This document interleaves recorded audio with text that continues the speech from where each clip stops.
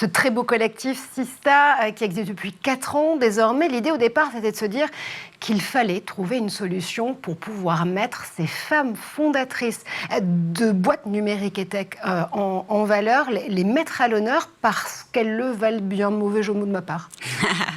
Non, moi ça me paraît évident. Je suis entourée depuis, 15 ans de femmes absolument exceptionnelles, de femmes entrepreneurs mais aussi investisseuses, qui finalement sont pas du tout à leur juste place. Donc on essaye de rétablir un peu ça. Je pense qu'on est très heureuse aujourd'hui d'avoir réussi 4 ans après à fédérer, aussi à l'occasion de Vivatech, le Sista Summit, qui pour nous était un événement extrêmement important à mettre en place, parce que oui, il y a des grandes messes chaque année un peu partout. Il y a Vivatech, il y a le Web Summit, il y en a un certain nombre d'autres.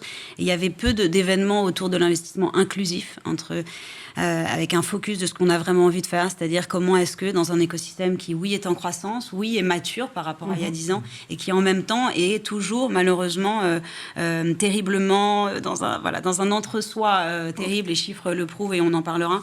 Et donc je pense qu'on avait envie de faire un événement extrêmement data-driven. On en parlera notamment avec le baromètre, parce que l'avantage de la data, c'est que ça annule le bruit. Le problème sur le genre, c'est que le clivage culturel est tellement important qu'en fait personne n'est d'accord. Donc l'avantage de la data, c'est que ça permet d'aligner tout le monde. Il faut mesurer pour avancer, et en même temps quelque chose de très décalé. C'est pour ça que c'était important pour nous de le faire au Musée de l'Homme, avec plein de happenings d'artistes et des projets un peu fous.